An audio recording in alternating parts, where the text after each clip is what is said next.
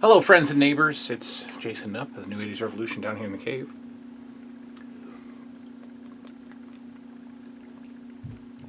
For the final first round matchup of the My Favorite LJN tournament, you have all been following so closely and enjoying all of the comments that you've left. Some agreements, some disagreements.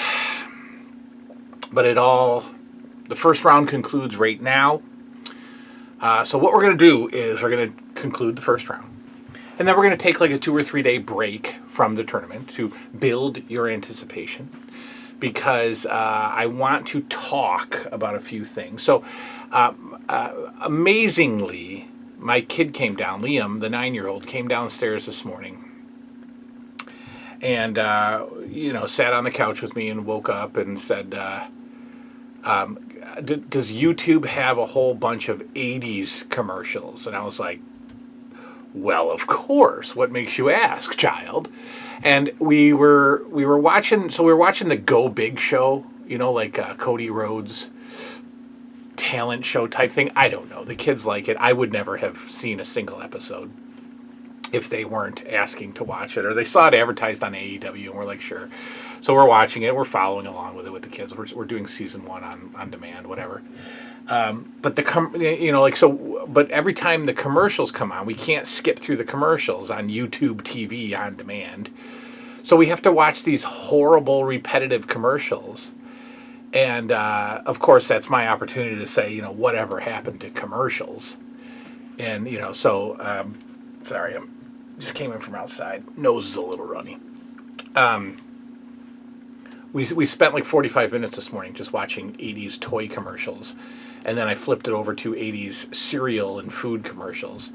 And it was great. So I think I'm going to before I went away, we were doing a show where I would play some commercials and talk about them. I'm going to try a new format with them and actually try to put myself like in a corner, like kind of do a reaction video, that all the kids are doing. I'm going to watch the commercials as they're playing and talk along with them and whatever. So we'll try that. I wanted to come back around and talk about Whatever Happened to Christmas Part 2, which is probably going to morph into what exactly is nostalgia. What are memories? Are they sad? Are memories just sadness? Is nostalgia just sadness? And longing for days gone by? Some have said, sure it is. And some have said, no way. So we'll freestyle that conversation. I don't have any notes or anything written down.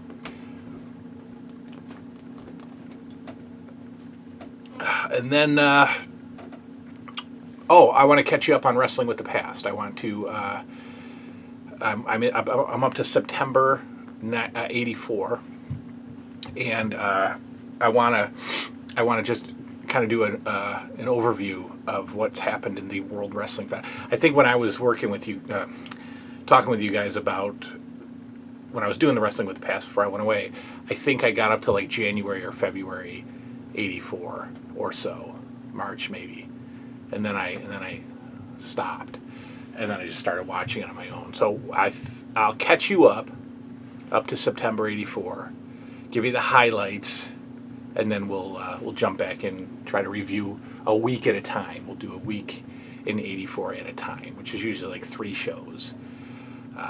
Anyway, tournament concludes. Wow, seriously. Took the kids outside sledding and stuff, and my nose is itchy and running, and that's hot.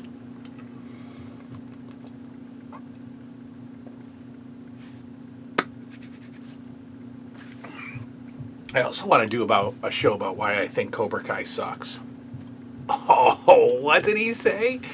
I haven't watched Cobra Kai since season 1. Yep, I quit it in season 1, and I have weird specific reasons why, and I don't know. I think I should. I think I'm going to do a why I think Cobra Kai sucks show. Whoa, that might get me some nasty comments. All right, the first round concludes. Here we go. I have no idea why these figures are so filthy. They are dirty, and I can clean these up. In fact, I'm going to clean them up tonight. But we've got Ultimate Warrior versus Warlord in a battle of figures I never had. No way did I have them as a kid. Certainly never had the Ultimate Warrior. Ultimate Warrior in the LJN world was like was like the holy grail at one point in time. And I'm talking about back when I was buying figures off of eBay, back before I was, had completed the collection. The Ultimate Warrior was tipping the scales at $100 plus, 120 on a good day, and that was the grail. There was slaughter, but that's how crazy prices have gone up in the last decade and a half or so. The Ultimate Warrior, back in my day, back when I was collecting and rebuying off eBay, the Ultimate Warrior was the expensive one at $100. Okay. He's filthy gross. I don't know why, but he's stained. So I don't like this figure. I never had him, and the reason was because I could only pick a few of the 89 figures because they were $16.99. And I already had an Ultimate Warrior. It was Paul Orndorff with makeup. So I didn't need the Ultimate Warrior. And he's an awkward figure. Like, this is when they were just like, just put anything out there. He's very pink. He's got extremely weird pinky, peachy skin. And then they go and give him orange and yellow and, all these light colors that just seem to blend into one fluorescent looking figure. Play pose is outstanding. Great play pose. I don't know. I think this could have been a much, much better figure. And it's, the sought after one. Never had him. The Warlord, on the other hand, I never had as well, but I think he's one of the better looking figures in the entire line. Enough to go far in the tournament? No, probably not, because I never had him, and I don't have much experience with the play at all, and he didn't come with the Barbarian, and so we got two figures that I didn't have, but I'm gonna go with the Warlord because of how great it looks. It's a fantastic looking figure, and now, because of XOX Customs, now we have a complete Powers of Pain. So we're good. Now, tomorrow we're going to announce all the people that are still in the, or we're going to announce all the people that are in the Win a Custom Figure from XOX contest. It's going until Friday. Warlord. It's going till Friday. We have 17 people in the contest. We wanted 10. We were going to open the contest at 10. We got 17 people. 17 of you have ordered Legion of Doom Customs from XOX, and that's outstanding.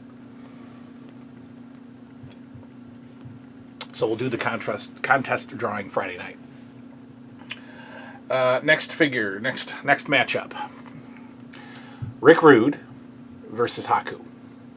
Now, I know a lot of you are saying, let's just move on. Let's just move on. And we will. We will. But again, we have another figure I never owned. And we have a very pink figure. I don't know what is up with these two figures and their skin colors. Rick Rude is even more pink. And you can't tell on this camera because it's not going to do the pink justice. But this is an extremely pink figure, and I don't know why. This is one of the worst. This is such a ball drop, right? Such a bust. Rick Rude could have been one of the better LJNs of all time had they just gotten it even in the ballpark of correct. But instead, we get this unbelievably bad pose. And I don't know what that's all about. Because Rick Rude used to do the I'm not going to do it, obviously. I would drive all the ladies crazy. But Rick Rude does that dance, but he never did, did he do anything with the trunk? I don't think so. So I don't understand, the cowboy hands in my belt loop pose for the pink one. I don't get it. The fact that this, I don't know. When I saw this figure in the back of the the back of the magazines in '89, even though I could only pick a few, he was never even considered. But man, what could have been? And if our girl Net over there at XOX, go ahead and take a shot at a correct Rick Rude. In fact, I suggest you use either the Mattel or Jakks Classic Superstar head, and go ahead and give us a correct, thin-bodied, taller Rick Rude, and we will all be happy.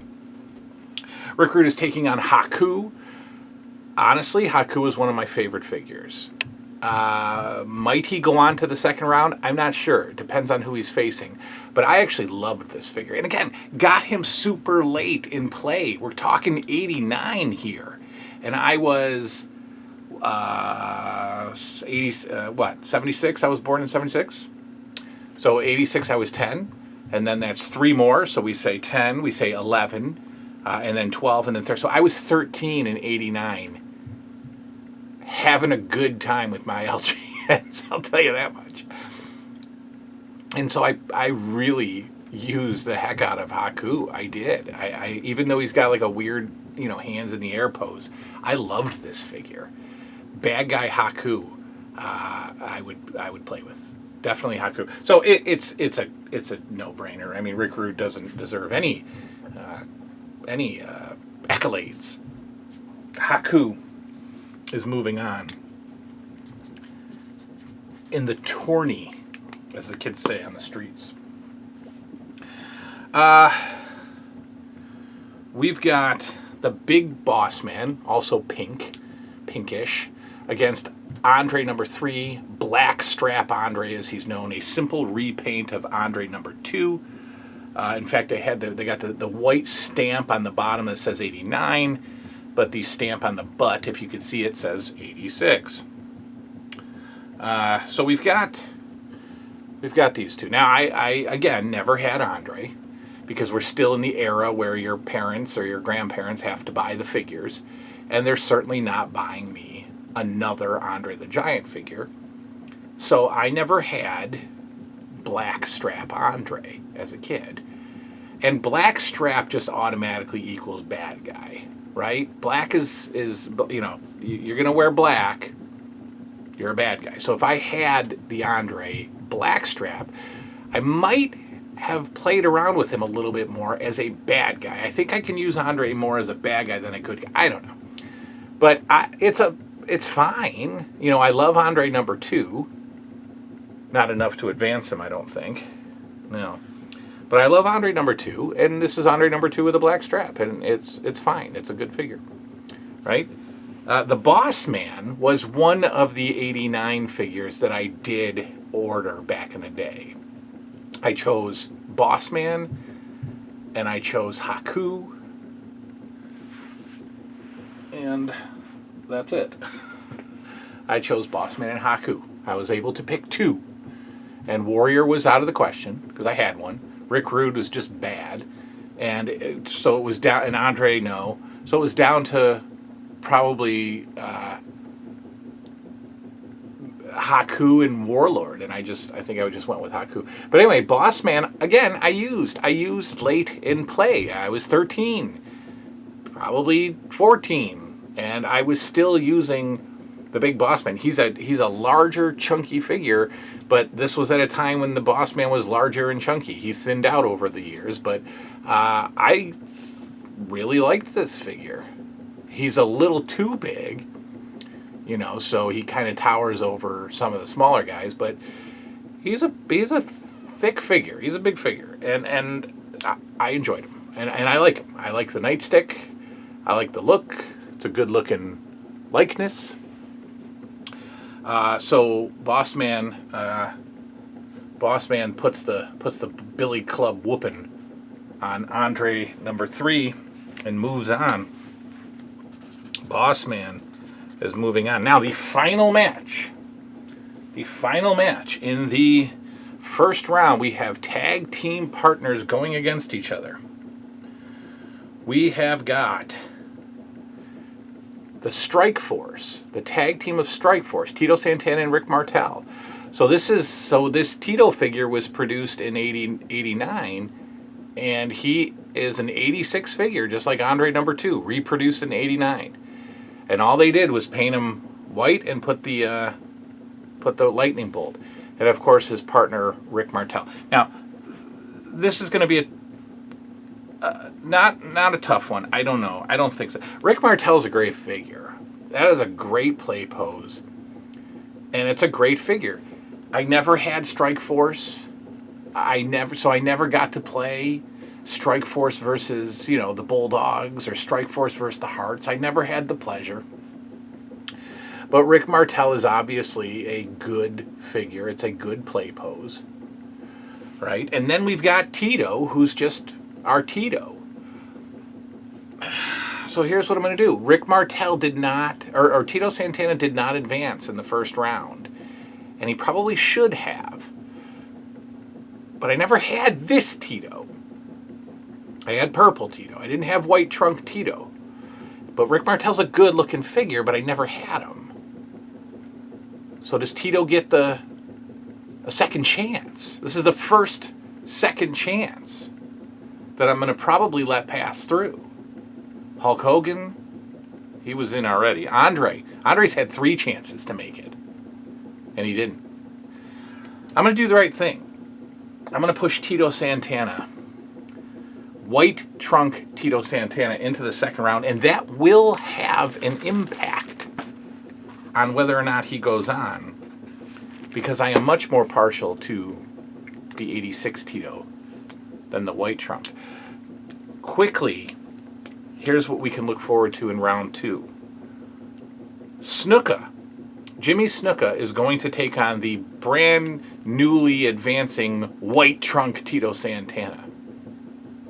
Hulk Hogan is going to go against the Big Boss Man. The Iron Sheik is taking on Haku. That's closer than you would think. And Greg Valentine is taking on the Warlord. So that is our first second round matchups. Snuka Santana white, Hogan Bossman, Sheik Haku, and Valentine Warlord.